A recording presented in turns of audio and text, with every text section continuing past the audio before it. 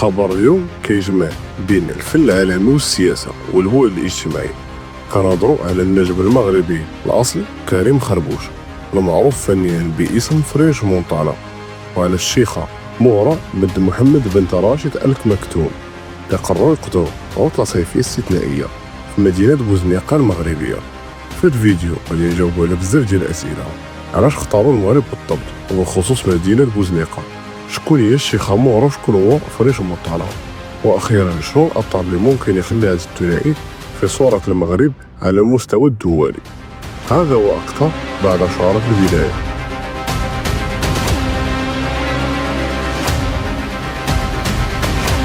السلام عليكم ورحمة الله تعالى وبركاته، مرحبا بكم معنا في قناتكم اخبار الضحى.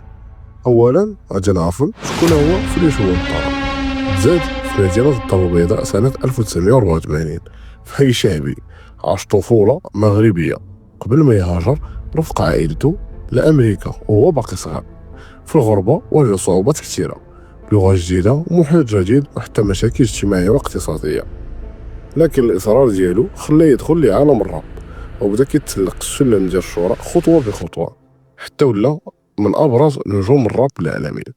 الأغاني ديالو بحال سلايد انفورغيتابل وغيرهم حصدوا ملايين ديال المشاهدات وحققوا نجاح عالمي كبير، وحتى الجوائز الموسيقية اللي خدا رسخت الاسم ديالو وسط كبار الفنانين الدوليين. ولكن الحاجة اللي كيبقى يفتخر بها ديما هي الأصل المغربي ديالو. بزاف ديال الحوارات الإعلامية كيذكر فيها بلادو وكيرجع يزور المغرب بانتظام، سواء بزيارة العائلة أو المشاركة في أنشطة اجتماعية وخيرية. نجيو دابا نشوفو شكون هي الشيخة مغرى. الشيخة مغرى بنت محمد بنت راشد المكتوم، هي بنت نائب رئيس دولة الإمارات ورئيس الوزراء وحاكم دبي، معروفة بالحضور القوي ديالها في الإعلام والمبادرات الاجتماعية ديالها. الشيخة مغرى كتعتبر أيقونة للمرأة الخليجية العصرية، جميلة مثقفة وفاعلة في المجال الاجتماعي. الارتباط ديالها بشخصية عالمية من حجم فريش مونطانا خلق جدل كبير، حيث كيجمع بين عائلتين ثقافتين مختلفتين، الثقافة المغربية اللي مرتبطة بالهوية الشعبية والعالمية الفنية، والثقافة الإماراتية اللي عندها بعد سياسي واجتماعي مهم في المنطقة. علاش هاد الثنائي اختاروا بوزنيقة بالضبط باش يدوزوا العطلة ديالهم؟ الكثير غادي يسول علاش ماشي مراكش ولا أكادير اللي معروفين كوجهات سياحية ولكن بوزنيقة؟ الجواب كيقدر يكون عنده بزاف ديال الأبعاد.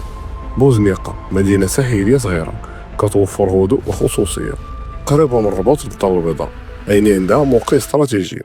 واللي كيزيدها قيمة هو أنها بعيدة نسبيا على الأضواء الإعلامية مقارنة مع أمود أخرى. يعني اختيار بوزنيقة ماشي صدفة، بل ربما قرار مدروس باش يعيشوا عطلة خاصة بعيدا عن الضغط ديال الشهرة. المغرب كواجهة سياحية، والصورة اللي انتشرت بالثنائي في شاطئ بوزنيقة تحت إجراءات أمنية مشددة كتساهم في الترويج لصورة المغرب كبلاد عندها القدرة تستقطب كبار الشخصيات العالمية. اليوم المغرب غادي كيتنافس باش يكون وجهة مفضلة للمشاهير والسياسيين والنجوم. اختيار فريش مونطانا والشيخة مغرى للمغرب خصوصا في هذه الظرفية كيعطي دفعة كبيرة لهذه الصورة. اليوم العالم كيشوف بوزنيقة من زاوية جديدة، ماشي غير مدينة صغيرة على المحيط الأطلسي، ولكن فضاء كيستقبل قصص استثنائية فيها الحب الشهرة والسياسة. وهنا وصلنا للنهاية، ومرجو الإعجاب بالفيديو والمشاركة في القناة والضغط على الجرس ليصلكم جديد قناتنا، والمشاركة ديال الفيديو ليصل أكبر عدد ديال الناس. كنتم مع قناتكم أخبار واو اللي كتجيب الحقيقة وليس إلا الحقيقة. ولا خبر آخر نلقاكم على خير، مع السلامة.